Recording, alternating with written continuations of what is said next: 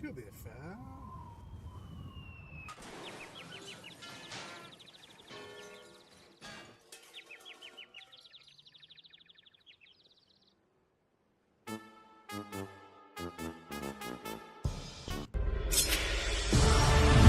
I was saying, dude. What? I did think. Welcome everyone. I put Tom up there because he was doing so much goofy stuff. I took you at the top, so like while everything was playing, it's just your face sitting there in the corner. I've got Mr. Thomas Ogden, Mr. Brian Horton. We got a super chat starting out from Brian O, hitting it right on the nose here. The age of the Eldar has ended, and the age of sisters has begun. Kidding, but the Pride Nexus episode was pretty cool. Also, we can dive into it. Sisters did super well over the weekend. 64% win rate. 25 games played. So it's a decent enough for one weekend's, jump. I think the sisters can score. We talked about that. I still think that their damage needs a little bit of juice. But man, with those reductions in points, they have so much stuff on the board. Woo! I mean, yeah. Sisters looking good. Just a lot of armies looking good right now. I think it's the first time we've seen a healthier meta for a while. Well, if you look at the best thing is if you look at the bottom, except for Custodes, which took a big hit, they went to 38, but everything was 44% or higher in their win rate. You know what I mean? We've got a lot, like a meta that's coming into that sweet spot, they're always trying to get everything 45 to 55 and everything in. I thought it felt super playable. I'm a big fan. We were talking about it before we went live. We were talking Tyranid lists and things of that nature, and we had multiple Tyranids at the Frogtown. They did well, decent over the weekend. But I think the biggest thing is I'm hoping that Marines follow suit with that Tyranid. Apparently, I just went south real quick there for you guys. They don't have Tyranids. But I hope that sets the tone and the pace for future codexes, in that there's a lot of different lists right now. We were just talking about whether we liked Invasion Fleet better than the Synaptic, but in different unit combinations. And I love that in a codice. I love to see variety. And if we can keep this meta, hopefully we can keep this meta going. What did you think about it? We also said that I think Custodes, because it was such a big drastic change to them and their squads and everything else, that a lot of people just experimented this weekend trying stuff out. I want to correct one thing you said earlier, Brad. The age of elves is over. It's now the age of Tau, baby. We're back. The age of cowfish. Tau. We were making. So Tom crushed it this weekend. Props to you. Air high five.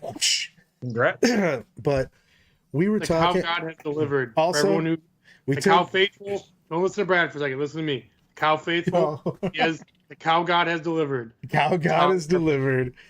Dude, we were making different lists, and we got very close to what we liked. Both of us liked. We were talking about future tournaments for us, like Michigan GT's coming up and stuff. And they just seemed... Rumble and River, Michigan GT. We were talking about what we're going to play in those. And, man, Tau seemed just nasty. Lots of great answers. And... they felt really good. Votan won a tournament this weekend too. Absolutely. Yep, a fairly big one. So everybody feels playable. I'm very excited right now. I'm going to get overexcited on the weekend. I'm in the dark because my migraines are killing me, but I'm powered forward by my love of toys right now. And I found out that I have more attacks than I thought I did. I mean, Brad make excuses because he got absolutely dumpstered. Oh my God! Shut your face. Absolutely dumpstered. Sometimes you gotta lose by 1 point. Absolutely trash, dumpstered, outplayed by point. Hey, and also a loss is a loss. Well, might as well lose by a billion. I'm pretty excited to see what we can do with Tau for the next couple months. I took a list this weekend. It was nowhere near the efficient list that I now have. For some reason, I listen to Brad. I let him talk me into some bad units. Oh my God! I will stab him right now. I literally kept telling Tom, I'm like, "Do not take these. They're terrible." And he basically gave me I'm Tom. I do what I want. And then after the tournament, he's like, those are awful. Why didn't you tell me not to take them? Like, Why I did will you punch tell me you. to take them? Yeah. They were good. So what? All right. Last time I So paid for your Tom, coaching what was the service. terrible unit that you took? Sun Sharks. I was looking at like their points and their damage output. But not So, reading aircraft rules before this is where I the need to do it's the So mobility there though. was this person who normally is on our stream who told you they were terrible last week. Terrible. They're They're terrible. They were just terrible. Well, the thing is, why he was saying terrible is he wasn't worth their points and damage and survivability, and they're great there. Their damage is great. They just no Their movement. survivability is great. I didn't read aircraft rules before the tournament, and didn't know that you can't pivot before you go to move. And I'm like, oh, this is horrible. So now you can just get out of the way of bombs and everything else, like, and you can move block. Like, if I played Eldar or Orcs or anything that has like fast moving or lots of bodies, you're like, oh, your aircraft has to go in a straight line. Awesome. Hope you don't plan on landing anywhere in that straight line, because I'm just gonna fan out a unit or two, See, and now you have to go off the board. Lyle's taking us off topic with a $5 super chat. Hot take debate. Brandon Valley was right. The new Space Marine rules look like a flaming pile of hot garbage. I don't think that at all. I mean, it's a big deal. What's that? I disagree. I disagree 100%. Completely disagree with that. So if people haven't seen, Warhammer Community revealed some new rules. Basically, Oath changed to you can just reroll the hit, which I think is still extremely. Also, once a game, you're still rerolling the wound. Yep. And there's going to be other ways to reroll the wound. They tell you right in the article that that's going to be a case. Well, right now, we only see it for one detachment. It's once per game. Yeah, we're going to have probably, again, Tyranids had what, 5 total now? Yep. Yeah. 6, right? 6. I mean, like, the thing is, your Marines are losing half of their really cool thing they can do, which is still reroll hits without having to have like a character guide or something like that. I would love that on top. I would love just be poisoned. Like my entire army just reroll hits here. It'd be fantastic. But like, so you don't get reroll wounds, but you're gaining so many more tools that you don't have available right now. Like we don't even know what the other 5 detachments are going to do, or 4 if they still keep Gladius. Like just so many things that we're unsure of, and you're going to get so many more enhancements. Like you look at NIDS, there's nothing in NIDS that's like super oppressive, right? They have so many options though. You know what I mean? That's the point. We had what 5 or 6 NID players at the GT, all running different stuff, and they all felt viable. Drastically different, and you can't tech against them all now. Marines, if it follows the same suit, there's nothing oppressive, but it's all different builds, and you just can't tech. That means you can come up with a cool, unique build or something a little bit different. Most people a little bit off meta, and do really well with it. Like 100%, man. I can't agree more. It's just. They've already talked, I mean, in the video that they showed, they talked about a few of the detachments they haven't spoken of yet specifically. But I mean, if, as you guys say, if Tyranids are any guide, they all have play. Yeah, there's one Tyranid one that's not amazing, right? It's the Crusher Stampede's not great, but it's a good, fun build, and you might catch some people off guard with running nothing but monsters. But at the same time, there's so much flexibility and so many different builds. Like you can argue, like Brad and I were arguing about the Hive Tyrant beforehand of, well, you're kind of 50-50 on whether you put him in or not, but you're not mad either way.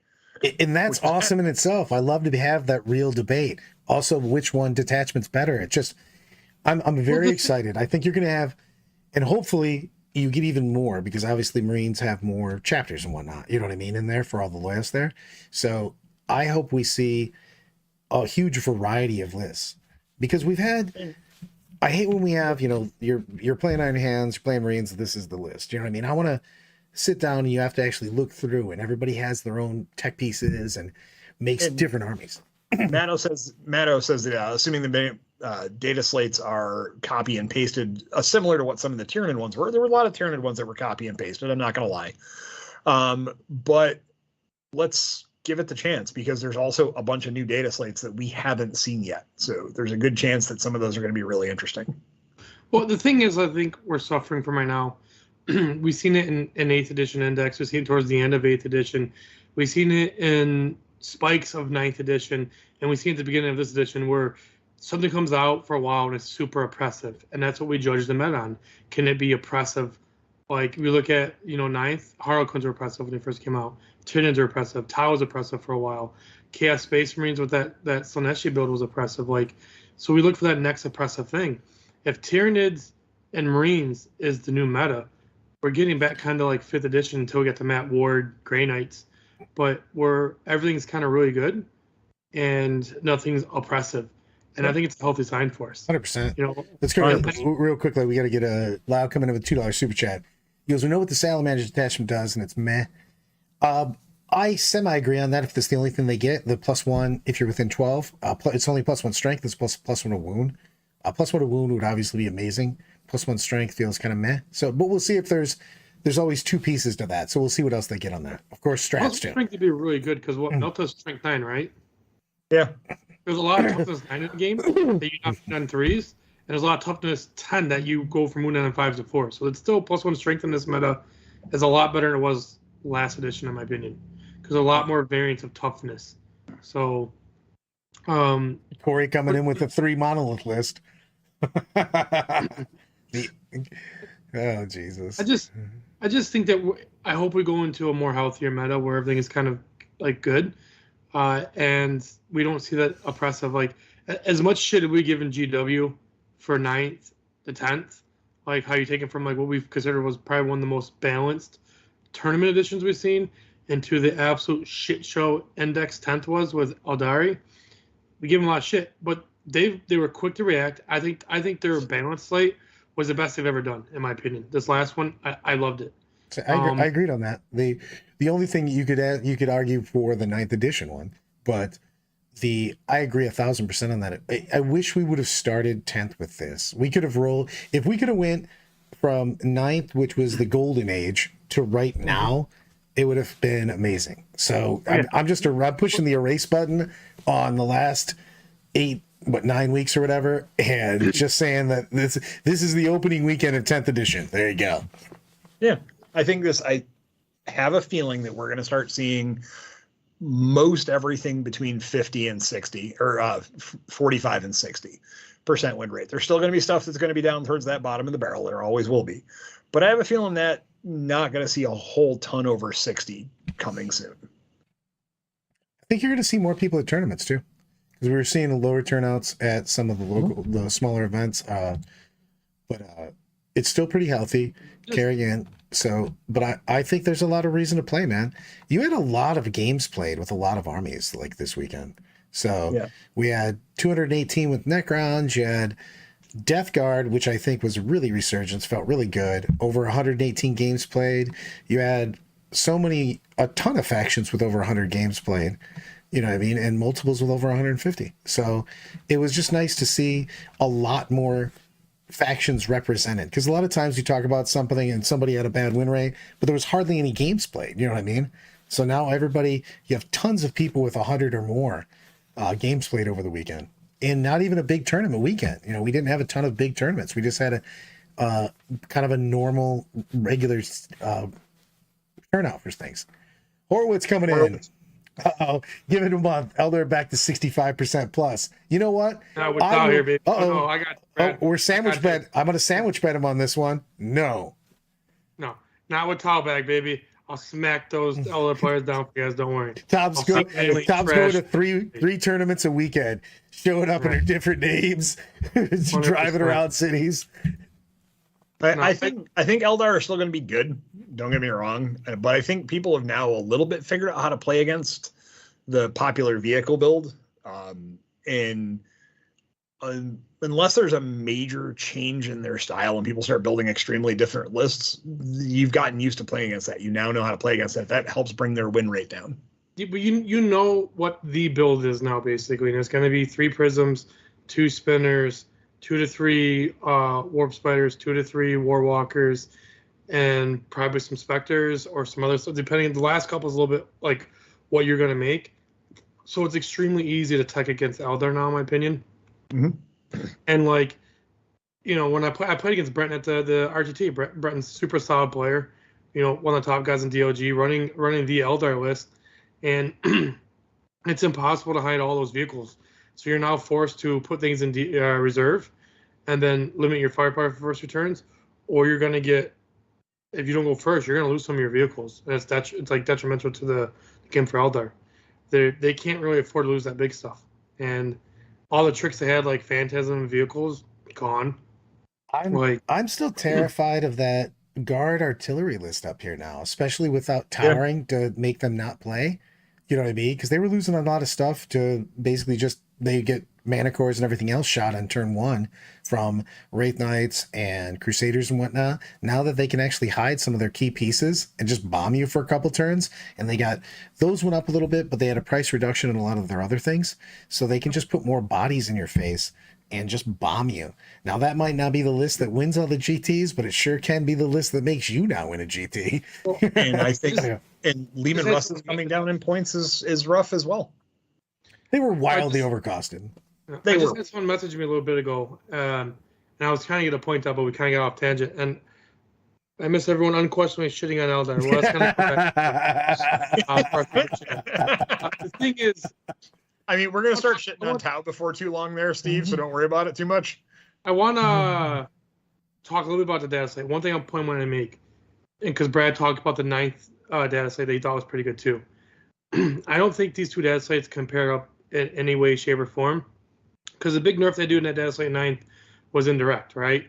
And I don't think they kind of fixed it, but it was still easily abused for like armies like Tau. They could get full rerolls on their on one squad with a whole bunch of indirect and still make them +1 AP in lethal hits. So like there's a lot of things they could do. Like other armies are guard could still spam indirect. So it was like kind of like a band-aid, but but they made Marines relevant in that 9th edition one. That was it. But the thing I like about this one we just had, first off, Devastating Wounds was an absolute menace in this edition. Oh my god, just awful. What they did, Devastating Wounds, they kept Devastating Wounds really good still, but nowhere near oppressive. You couldn't fish for Devastating Wounds to try to kill multiple models anymore. It still hurts. It's also the combo with Towering. I mean, it's the little things. It's you took away Towering, you took away the ridiculous Devastating Wounds, but then you also made it so you can't fire Overwatch indirect, and you can't fire Overwatch from Titanic creatures. And I think that was a big deal too. That's what I was just about to say as well, Matt. I'm glad you made that comment about how it's the best thing up the bottom up. Like we made jokes for like 2 years now about Death Guard. How many times on this stream alone we were like, oh man, they are so legit now. Yeah. Well, I even told you when we talked about it's gonna be a shooting edition, and I was like, Brad, like we were making jokes like, oh, if you play Death Guard, you know, bravo for sticking in there. Maybe next edition, right? We already put the curtain on, and GW was like, hold my beer. Let me go ahead and show you how good Death Guard can be. Like, and this is the funny thing. I'm playing in the GT, and we go into day 2 with just 3 undefeateds. One of them's Death Guard, piloted by Garrett. You know, front of the team, front of the show. Awesome guy, right? Good player too. And then we have a Tyranid player. We have Tau. And I'm like, oh, okay, it's just Death Guard. He must have just gotten lucky because I wasn't paying attention to his matches, and I really didn't read all the data site. And Brad at nighttime, like after day 1, is like, no. I started going over all the things they can do and everything. And Tom's like, wait a second, that's what? No, that's not a real thing. I'm like, yeah, man, that's a real thing. Brad's like, oh, $5 super chat. Miss Anna feels a lot better than Devastating Wounds, even if I miss rail rounds popping. Yeah, okay, I miss rail rounds too. Inconvenient wounds. Inconvenient wounds. I miss railheads with that hitting and then doing 3 wounds afterwards. I wish I still had that rule. That was so cool. But I just like when I'm sitting there and I'm getting ready to go into the day 2 and we're out at the hang out the night before eating. It's like, Tom, don't do your normal shit where you just don't read and you just go in and you just try to learn in the game. Because if you do that, you're going to get caught off guard with so much shit and just lose. And I'm like, Brad, he's playing Death Guard and I'm playing Tau. The game's over. It's like, nope. No, you like hitting on 6s? I'm like, what? It's like, you like hitting on 6s? Because you're going to hit on 6s on everything. I was like, what? This is how you get ants. So it was a big, I think so many things are playable now. I'm very excited for the meta. I haven't been super excited to go to tournaments besides just hang out with my friends in 10th.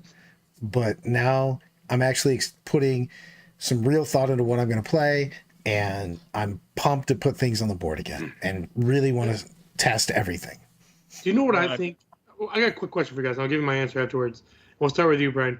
What do you think after that site, and this is first week, and we could be completely off, but just in your opinion right now, what do you think is the dark horse for like the top faction in the game right now? the dark horse for the top faction in the game. Like nobody's given credit for that you think is the top faction, or even maybe someone is given credit. Maybe in your opinion, there's just such a clear winner for a top faction. I don't think there's one top. I think that's an overreach. There is no top. I think Tau, Eldari, Tyranids, Chaos Space Marines are really, really good, but I don't think there's a top, like, that's the army that's going to win every event. I actually think it's pretty balanced. I don't think CSM's getting enough. I don't think CSM's getting enough credit. Agreed. So you're picking TSM right now. I don't think that they're top. I'm saying I agree with Brian, and there's multiple things. We squished the meta together. But I think that out of people you said not really getting their due, I think CSM's a scary army that not a ton of people are playing enough yet. Yep. You know what I pick? I honestly think the top faction. I was driving home with Brad, and after playing against Joe, he came up with a new orc list. And I literally told Brad, I was like, you know what? That's the first time I've ever been piloting town. I was like, I feel unconfident against that list. Like, I think orcs are super strong right now. And Brad's starting to develop his list. He just got a couple of tweaks from this tournament. And I got to say, like, orcs, if I had the mental fortitude to move that many fucking models, I'd be playing orcs right now. Plus, I could walk around like, have mental fortitude to move that many. But the thing is that it's a big deal, and I want to say this to everybody because I'm not trying to lose games. You know, I try to win, and everything, and not like people are trying to lose, but like I take a lot of time into it. But there is a big thing about making sure you play something you like. You know what I mean? You gotta love playing the game. After playing, a tournament, I was more excited than I've been in forever, and I started immediately. I was making lists in the middle of the tournament. You know what I mean? Like we were working on Tom's Tau, we were working on some different orc lists for myself. Everybody was pretty pumped, and that was the exciting thing for the tournament. And I do believe that orcs are much stronger than they were before. The only thing that they have an issue with, they have an AP problem. That's about it. I think Drukari's probably the most underrated right now. I know they had a good weekend, but there's been some good pilots piloting them, and they've been doing well. I think they're underrated. I think the amount of bright lances and blasters that you can put out there is pretty impressive, and the fact that they have just a mass amount of shooting and speed and mobility makes them playable, and they can play the missions really well. Well, Brad's MVP was a Death Tread. We didn't stop talking about it all weekend. He said he wished he brought 3 of them. Oh God, no! The Death Tread was fun though, especially when I realized it actually has a 2-up save, which I didn't use the entire weekend. But I did enjoy. I like tank shocking so much. It's one of the best strats in the entire game, by the way. It's so good. I actually was playing against someone in this tournament, and I learned what tank shock was. And they were like, yeah, Farsight can do a really good tank shock. I'm like, what do you mean you do tank shock? He's a fucking crisis dude. He's like, he's a mech vehicle. Strength 10. I'm like, yeah. He's like, what's it mean? He gets 10 dice. And if you're over the toughness, it's 12 dice. Dude, I want to go into it. Matt makes a good point on this, and I agree on this too. Yep, Things that people are sleeping on. GK's points went down wildly, and they already had the best mechanics and possibly just all their strats in the game right now. They still have a little bit of an issue killing big shit, but man, they can play the shit out of the mission, and they have volume for days. And the fact that their flamer, which I'm not gonna remember the name of right now because I'm old, is spammable everywhere, and there's good stuff to go with it. I stand it. I gotta say though, the one thing I enjoy this weekend, since we're talking about like things we like this weekend, I got to play with crisis suits with all CIVs. Holy shit, is the damage on that like insane? Like insane. Going against that, what's that? Norm Emissary. Mm-hmm. Putting against Tyranids in one of my final 2 rounds. They put him on an objective. Guy's like, yeah, he's like 16 or 17 wounds or something like that. 2-up save, 4-up invul, and 5-up feel no pain. He's like, you might as well just ignore him because he's living here and he ain't going anywhere. And I was like, all right. I love that Tom always takes the bait on that. He's literally walks over like, Tom, there's an X on the ground here with a safe tied over it. He's like, Don't care. Still going for it. Yeah. Well, like I shot him with double exploding squad with CIVs, and I think I got like 70 hits or something like that, 70 or 70 something hits. And he was like, "What the hell?" And I was like, obviously you can ask him. I rolled right in front of him, and it was that game where there's so many dice, no one touches dice until everyone looks at it. But dude, I was like, "This is insane." Granted, I killed like 3 crisis suits right after that, but it was insane. And the emissary went down. I was like, "I love this. I love everything about there's this." a big thing on this, and we didn't talk about it with the Tau buff too, because Carmelone was just talking about it. The buff to all those vehicles, because it's now always to the hull, not to those stupid bases. And things like Piranha's got hugely buffed because of the fact that its hull is wide and it's great for blocking, but it's huge for all those Dark Eldar vehicles. They're so much more useful now. Yeah, because you can turn them sideways and they're massive. Oh yeah, you can move block like a madman. I think they should have called those hammerheads because they have like a hammerhead shark face. It is. They are the best move blockers because you're like, hey, what would be super annoying for your opponent? How about if we make this super thin body and it's just like 4 inches wide across the front? You're like, yeah, that seems awesome. Pretty sweet. It was a fun weekend. And for those who didn't go, we had a GT, which normally it's like 60, 80 people. This year was like 30 people. The old meta had heard a lot of tournament signups, and a lot of our super casual players was afraid they're gonna show up and just see Eldar for days, which there wasn't many Eldar players there at all. Actually, now I think about it, I think like 2 or 3. It was just 2. It was Scott and Brenton. And there was so many different things in the meta. It was so cool. We had 3 orcs, 5 Tyranids, we had multiple Marines, we had Knights, we had Grey Knights, we had Tau, we had Eldar. It felt like a damn tournament should feel like, you know what I mean? Where a ton of people playing a ton of different shit, all having a chance with them. It was, I don't know, I had so much more fun in the games and stuff, looking at predicting who was doing this, Death Guard, of course. But I don't know. I'm very excited for tournament play right now. I'm always excited to hang out with my friends, which is what the main thing is for fun. But like in the competitive aspect, I'm like rejuvenated basically to want to really get my mind fully into the game for myself competitively. Well, a couple things on that. For one, for me, it was a super healthy weekend because I got back in the hobby a couple weeks ago for Nova when you had me go down there. And you made a comment afterwards, like you were happy because it's like you felt like you had me back finally. Because at Nova, I just didn't care. Because playing Eldar, it was such a shitty feeling. It's like, all right, cool. Like if I'm not playing against another Eldar player, the game's just gonna be over. It felt like. And if I'm playing against another Eldar player, it's like who went first. There was some tricks to it, and there was a game that I went second against Eldar and still won, but it was pretty much like the majority of the play, and I just wasn't into it. I didn't care, and playing like a different faction. Where I will show up to the table with Eldar, like, oh, I'm going Eldar, yeah, fuck this. It's like it was just fun to be able to play the game again, and plus it's a faction, like you said earlier, it's a faction I enjoy playing, so I super liked it. But also like having like a relaxed RTT that we went to was just super cool. Like it was like it was a 2-day RTT basically. No one was. It was a team event basically. Oh, yeah. Zach coming in with a $5 super chat. Join late, so if you talked about it already, just say so and I'll go back and rewatch. But if not, can you discuss the Shun Sharks a little? Thanks. Well, they flew directly into Tom's shelf again, but the movement's a real problem with him. Tom, just touch on it real quick again. He's coming in.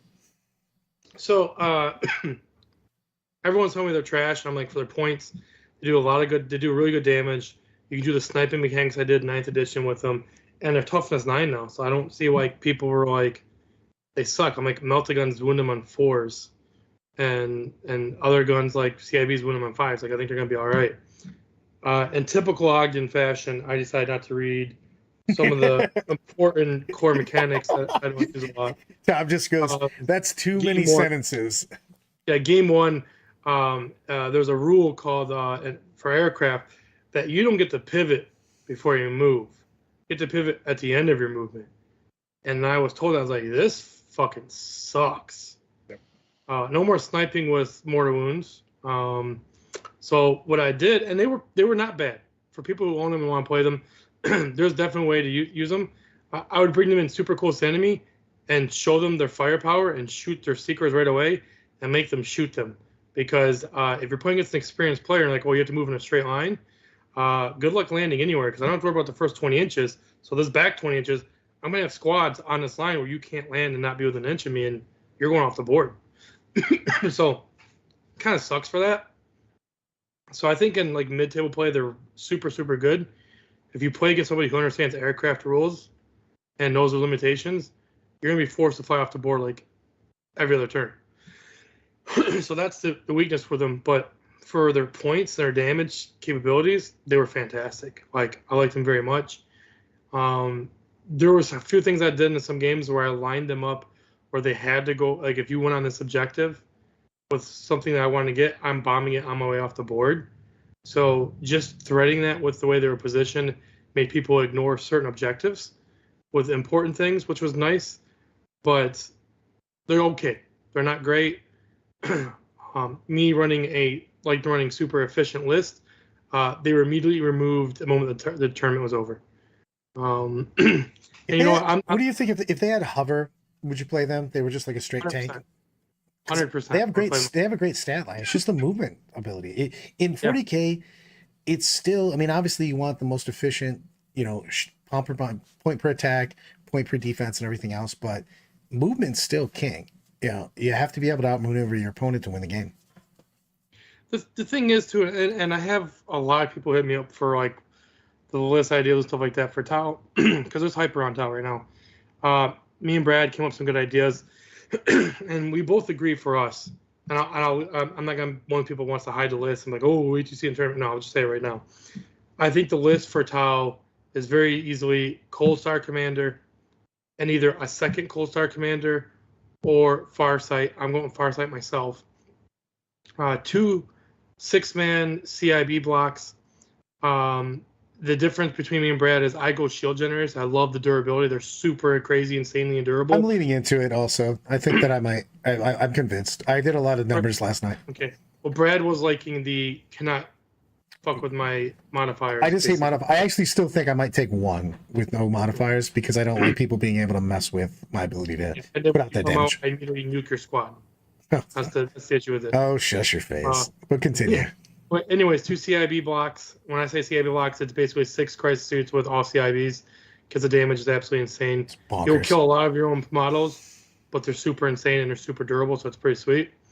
3 Piranhas because they have the best move blocking capability, and it's a 55-point tank that you can throw up and move block, dump the Seekers, double Seekers and a Fusion. It's so crazy. Yeah.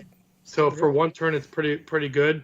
But also, if you just need a move block for like a secondary, they're amazing. 2 stealth suits, 1 fusion, 2 burst cannons, because forward deployers and ability to interact with like some of the action secondaries is really good for them. You need them. That's that teleport homer on it. And a teleport homer, yep. Rapid ingress for 0, basically is what that does for people who don't know. And then then it kind of gets a little bit different from there. What'd you say? Well, the triple sky race. Oh yeah, triple sky rays. I forgot about that. That's right, Matt. Tom is playing Tau. Nature is healing. Yeah. Triple sky rays because they're amazing. And then the rest of the list gets a little bit different. It's kind of where you pick your flavor. Brad really likes a single ghost kill with 2 crew hound squads. I'm more in long strike and a single broadside. The broadsides were key for me in a lot of my games. They're super durable. They're very underestimated in its durability. People think they're going to kill it with a certain amount of shots, and they were just shocked that they couldn't. In fact, I don't think a single broadside died the entire tournament for me. I like that a lot too, in all seriousness, because you can make arguments for different things in those lists. You got a core of that list that we both liked a lot, but like I like the fact that again we're working on lists, and both of those options seem really good. I was really excited making some new work lists, making those new Tau lists. I don't know. It's just there's a lot of things that just seem viable right now. I'm pumped. I'm serious. I've made a tier. I've probably been making 2 Tyranid lists every day, which I've really enjoyed doing. And I've also been branching out, looking at some other armies. My Necron list, I've kind of starting to enjoy. So it's going to be fun. I really like the way the meta's headed. 2 things I want to say real quick before we go off far, and I do apologize, guys. The ghost kills are super efficient in Tau, and I think there's a point for them, but to make them effective, you need to run 2 or 3, in my opinion. If you run just 1, all the armies you want to ghost kills for have the ability to send something over that can eradicate them off the board immediately. I think you have 2 or 3 of them spread out amongst the board where they can't get to all of them, and you get some good builds that way. And they're pretty effective. Zach coming in. Zach and Lyle back to back. Zach comes in $5 for the free tile list. You're welcome, everyone. And then Lyle coming in with 2 tiger sharks, 4 ghost kills. Doesn't even care. You know, Hunter, I'm always the meta chaser. But Dorian, what carries the railguns? Broadsides and long strike. I was saying pirates are dope. I think the orcs pirates get better. Blake coming in. What's going on? What was the hard to deal with orc list? I'll tell you my orc list. It's very similar to what I'm running right now, but I made a little bit of changes on it. Running Bosrog on his great white whale because I love it. Then I'm running Captain Badrock and 10 flash kits, hanging out in a truck.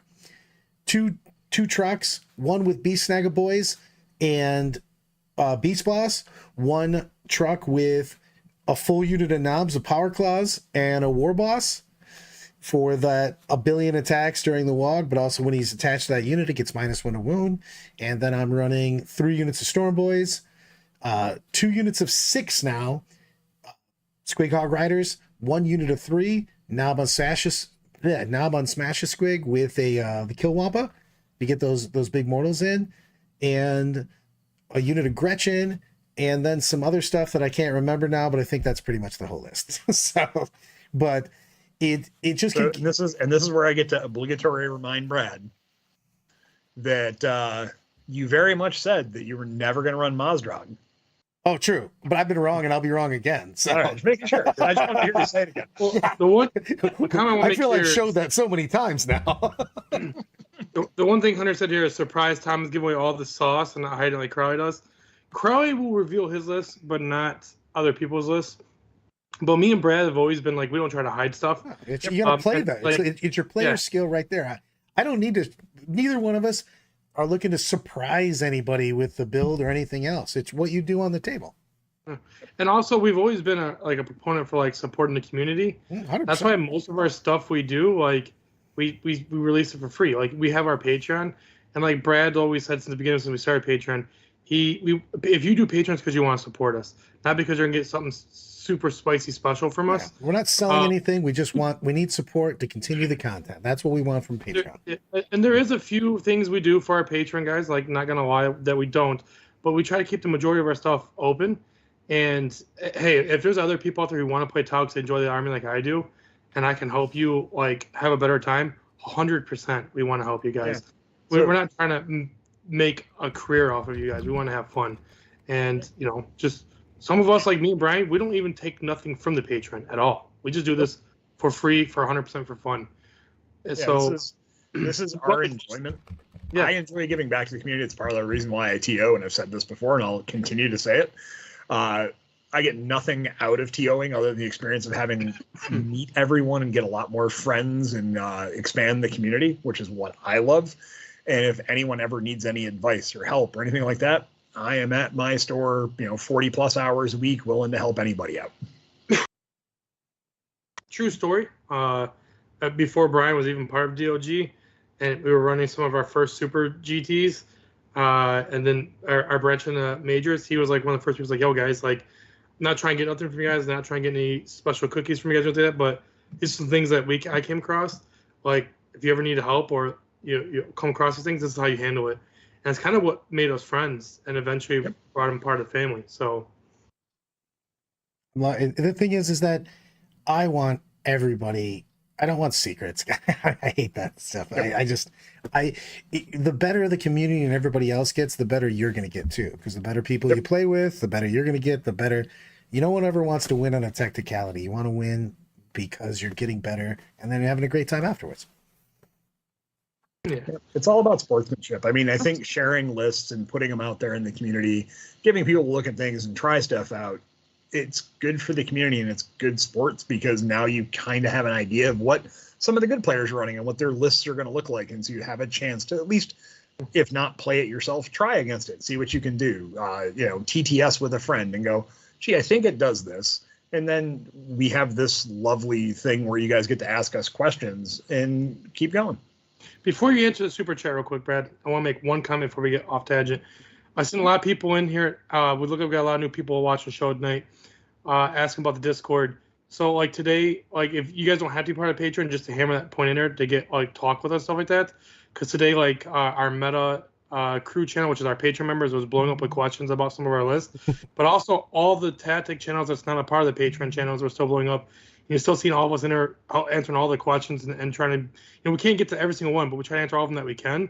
So it doesn't matter if you're a patron member or not. We'll try to help you guys. Obviously, like the Patreon channel, when it dings, we try to answer it right away because it's a special channel. But we still try to get to you in the non-channels. So if you're not in our Discord, join up, ask questions, have fun. It's an awesome community. They're always helping people out. It's super active. It's a blast. So like I said, if you're first time on the show, hit it up. And before we get to Lyle's super chat, Brad, we have one for you on your orc list. So the list was almost the same as the one I just said. I changed out. I was running 2 Beast Snagga Boys and 2 Beast Bosses, and I just think that I needed more AP. I wanted more AP too. The -1 to wound all the time within the war boss just gets a regular war boss just gets a bonkers amount of attacks during the walk because it gets +4 during WOG. So it just gave me a little bit more killing ability, and I just wanted that AP there, and that 10 guys with strength 10 is also just legit, so it can take down a little bit. The Beast Snagga Boys themselves had a lot of problems just doing enough damage because they're strength 5 and strength 6 in the WOG. So what I ran over the weekend, I ended up dropping 1 unit of Beast Snagga Boys, 1 Beast Boss, and a unit of Gretchen, and effectively put those guys in. I had taken the Death Dread for shits and giggles over the weekend, and it was there, but it moves 8, and it's just kind of, again, it's Uncle Hugs. It's just big. It felt like it wasn't as bad as, but it did feel like moving the what's the stupid big guy from Tyranids? The Toxicrin. It literally felt like Toxicrin's little brother because all the claws and everything, and it only moves 8, so it was just a little awkward to move around sometimes, and I wanted more just efficiency on that. So, and the thing is I'll never get rid of my trash units in Orcs. I just think they score so well. So it's nice to put that stuff out there. But I did think I needed a little more bank, especially with Tyranids being around, and then Marines already having armor contempt and stuff like that. So, yeah, that's true when you start coming into the WOG. So it's a big deal on that. So we've got let's go to the super chats. Lyle coming in with $2. I'd settle for beating Tom on a technicality. And then Matt coming in, pouring $2 out for the Night Valiant. R.I.P. Yeah, that is true. That is unfortunately true. So, but I'm really excited about a couple of these lists. I mean, I'm excited making these orc lists now in this new meta. I feel like things like orcs, things like sisters, you can really skew to just try to score the max amount of points. And that's the thing is like, yes, I want to kill stuff, but as everyone knows, I'm the person that wants to hide and never roll dice, and Tom wants to kill you in turn 1. So both those styles work right now. So yep. And it's exciting to make lists for both of those styles, though. Wow, baby boy, I think my days of going undefeated against you are numbered. Your skill has been drastically increasing, and you're becoming a better student of the game, probably a better student of the game than I am right now. So I would not be shocked next time we pair up, you just smash me into oblivion. Tom's back. We can hear him now again. The one nice thing I can say about with the way the meta is shaping up, those of us who like to run what's technically considered to be a fun, silly list, like what I ran at LVO this year, where I ran all card effects, you can kind of go ahead and do some of those, like the Nid Swarm, which would be a bajillion bodies. And it can be a great threat because some of those, high damage like Eldar looking going, oh, look, there's 180 bodies on the board. And Eldar go, I don't have that many bullets. I'm actually. Do you think you're going to see the meta turn around fast enough where people are going to be getting more attacks? Because like I always put a good amount of volume in any list I make because I'm kind of a crazy person about versatility and I want to make sure I can play against anything. But like there was a lot of lists that were so geared up against big things because of Wraith Knights and Knights and everything else and tanks that if you do like the AdMech army we were talking about, the Endless Swarm for Tyranids, a billion cultists and Dark, just bringing bodiless, I think that like that thing could actually happen. Oh, Lyle coming in with the $5. He goes, I convinced Brad this summer Tau had play. I'm glad you guys are finally catching up to the pace and You know what? Trendsetter Lyle. Hashtag trendsetter. He's not lying though. Lyle did say Tau before anybody else. However, his list, however, had play. His list, however, has play. Now that all the point reductions came in. I mean, Brad got me back on the Tau when he's like, because I didn't see the data slate at first. And he's like, yo, Tau's back. I was like, not the Tau I want to play. He's like, no, Crisis Suits are back. I'm like, son of a bitch, I'm in. You had me a Crisis Suit. Just stop talking. I think there's something like Storm Surge build or the Breacher Rush. I was like, it's cool, but I like Gundams. And if Riptides or Crisis Suits ain't in, I'm not in. And he's like, Crisis Suits are in, baby boy. I'm like, I'm back in, full cocked and loaded. Let's roll. I still think the Crisis Suits are like just bonkers. They are the big damage dealer, but they kill themselves. The problem. Yeah, well, I'm saying really good. Like in game out, I think that the Skyray might be the MVP right now when it went down to 130. That thing for shooting at 48 for 130 points, you know what I mean, with a good toughness body. Whew. I one-shotted a Fire Prism with one. Oh, dude, it's nuts. Yep. Strength 14 shots, D6 plus 1. What? Full rerolls to hit against units with fly. Oh, exactly. Yep. And you still get that reroll to 1. So and having the smart missiles on them is just kind of fun too, because like not only do they take out like big things, but you got a couple of trash things here. They were great. And they're huge against Eldar. You're like, hey, I saw that your Shadow Specters and your Spiders are trying to hide and do some shenanigans. It'd be a shame if I shot you a lot in the face behind a wall. You only average like 2 to 3 hits, like every time you shoot, but it's twin linked, so you're averaging 2 to 3 wounds. So it's pretty sweet. So Matt had a question of how are Crisis Suits holding up without the old shield drones? Surprisingly well. Honestly, when I first saw the Tau, like no shield drones, and Brad be honest, I was really upset because I was like, I did a lot of fun things with the drones, and I was move blocked a lot, and I could wrap things and things that people don't normally see with them. But then when I played this weekend and I ran 6 wound Crisis Suits, all with 4-up invulns, I was like, ooh, this is spicy. This is fun. They also just have a lot of wounds with the shield drones on them. Yeah. At one of my games, and I'm not going to say the game because I don't want the person to think I was being mean, but I was like, you know what? This is like a more of an RTT, not like a GT, because we're all kind of more relaxed and normal. So winning wasn't important to me at all. I'm just going to put my Crisis out there against this really high damaging army, and I just want to see like how durable these things are. And it was laughable how durable they were, like really insane and durable. Yeah, Anna just said I feel like they're more in danger from hazardous. You're completely right. 100% true. Every game I played, I killed twice as many of my own Crisis Suits as my enemy did.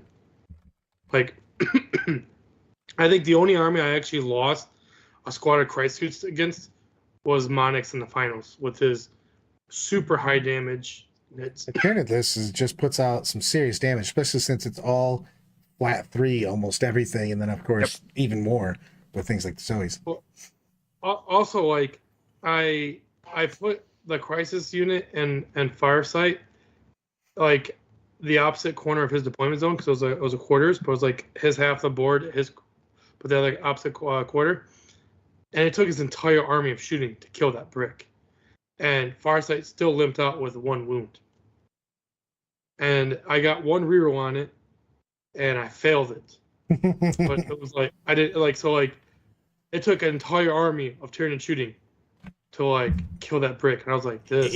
It's a lot of wounds. You know what I mean? A lot of wounds, good toughness, and that 4 up. No joke. And the thing is that the damage. I mean, you're more likely to kill yourself than people are to kill you. Also, like the Nids shooting also had that stupid ass stratagem where I pay 1 CP and my entire army gets a reroll ones to hit, ones to wound. Yep. And I hit on 2s. Oh, And I wound you on 2s and 3s. So it's almost like full rerolls, hits, and wound against that unit. And I'm like, bonkers. this is nice. Not. I still think they're just good. The Nids aren't OP, but they are definitely. I think they're top tier, and there's a lot of top tier variations of them. Zach, Monic is extremely good. He made some really good plays, and I will say one thing on stream about Monic because I even told him this in person, so I'm not afraid like trying to trash him because I'm not. It's actually a compliment. The last time me and him played, I was able to bait him by luring him to go after certain things, and he was like, "I have big bugs and I kill things very easily," and he would chase things to show he can kill it. And I tried doing it in this last game, and he pulled a fantastic maneuver on me, ignored the bait, and went straight for the win. And if he would have killed my Skyray that I had in there, he probably would have won the game, but his dice failed him at the last minute. So Monic was already really good. He's stepped up his game quite a bit. Yeah, and he is really good with Tyranids. He has a good feel for him. He understands their synergies, and we've spoken about him a few times, not recently, but he definitely gets their feel for how that army works. Plus, his army looks sick as shit. Yeah, he's a great painter, and he only plays Nids. So, like, he busts out chaos every once in a while. I've never seen him play anything but Nids. But no, it was a fun time. So we're getting to the last 8 minutes. A couple things that we should do some plugs for. Now that the meta's healthy, basically MCM 2.0, which is Rumble on the Rivers, come up in November. Beautiful venue. Great time to come out and play 10th edition, or we should say 10.5 edition on the train. We'll have converted in time, so we'll be a new train for it. It's going to be a fantastic event. Come check us out. Brian, do you have any events going on in New York that we should plug real quick? So I've got one next weekend in Rochester, New York, done by the Rochester Wargaming Club. Really nice guys putting on a little 40-man RTT. It's their first, or not RTT, their first 40-man GT. Inexpensive, food's included. It's really nice venue as well. Yeah, and then so check that out. Also, if you guys are watching the video, give us some likes, please. It helps us out a lot. I know we kind of went on a little hiatus for a while, but I don't know if you guys noticed. The Meta Crew's back. We're super active, having a lot of fun. Content's rolling out quite a bit. Some new things that we did for those, like if any of our Patreon members didn't see it in the Discord, we are allowing you guys to join mine and Brad's and the rest of the coaches' actual practices when we're actually playing our list and we're actually practicing for a tournament that how we think. You guys are invited to come watch us do that. It's on TTS. It's on Thursdays. Fridays, we'll have Friday Night Fights, which is open to everyone. So basically, we allow people to vote, and coaches will play each other. Or sometimes someone wants to play against one of the coaches for fun. And that's more of an interactive game where we have like all of our members actually engaging with us and talking. And it's a lot of fun. And we have a few more things in the pipeline that's going to come out, but you guys get a lot of content from us. Giving us likes helps us a lot. Sharing us. Join Discord if you guys ever want to just talk more too. Like there's no requirement to pay to be in a Discord. It's open to everyone. And a lot of the coaches and the community is super active and very helpful. So a lot of great things about the community going on there.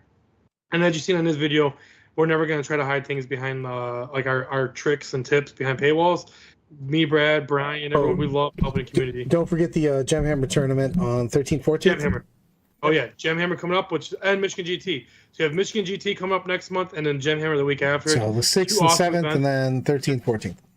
Absolutely. So if you're in the Michigan area and you want to see the Michigan GT, check it out. Awesome group of people that runs it. It's been a long time staple. And Gemhammer, I think it's in their second year. Those guys run a really cool event. It might be their third year, actually, now I think about it. But they run a really cool event. I'm actually going for the first time this time, and I can't be more excited to go check out their train. I heard nothing but good stuff about it. So a lot of great things coming up. The meta's healthy. The community's fun. Everyone remember the most important thing, though, sportsmanship. Have fun. Always. Try not to argue with your people. you're playing with toy soldiers. Let's not be animals, right? I do. You want to prop? Garrett is putting up a video about his Death Guard experience at Frogtown. Awesome. Check out Garrett. Skill Check, right? Yeah, Garrett changed his channel to Skill Check, so check out Skill Check. Like, subscribe to him if you can. And don't forget, give us some likes on this video, please. It helps us out. Yeah, it helps the metric a huge amount for the likes, to be honest with you. It makes us pop up way more. And make sure, if you are watching us, engage with us. I don't know if you noticed, we absolutely love engaging the community. We will literally stop in tracks of what we're talking about when we see a fun question, and just, like me and Brad, like we got ADD basically. It's like, squirrel, and run after it. So, by the way, don't forget that Warhammer Day is October 14th, which is GW putting out like that special Votan model, and they said there's more stuff to come on it. That model is sick, by the way. Keep your eye out for some stuff, because I plan on doing something interesting for that. So just keep your eye out. We'll get there. For everyone who came to watch us, thank you very much. We love you guys, all you baby boys and baby girls out there. Like, subscribe again, and that's all I got. What do you got, Brad? You got all the mojo for me. I put up a poll here, everyone, trying to say what was the most improved army from. I'm going to leave this question to you guys. So I'm seeing what everybody put up in the poll, but I said, what was the most improved army from the data slate? Grey Knights, Tau, Death Guard, or Votan? What would you guys pick? Death Guard went from the bottom to the mid. That's got to be it. Joey, you said you just popped up on your feed tonight and you came and watched us. Thank you for joining us. Awesome. Hopefully you enjoyed the content, and we'll see you next week. It's every Monday at 7 o'clock. Damn suppressors. If only Sam Dayton would have told me to bring those suppressors. And if only Brad Chester would have told me to take those sun sharks. On that note, guys, stay milky. Stay milky. Queens Wave, everyone.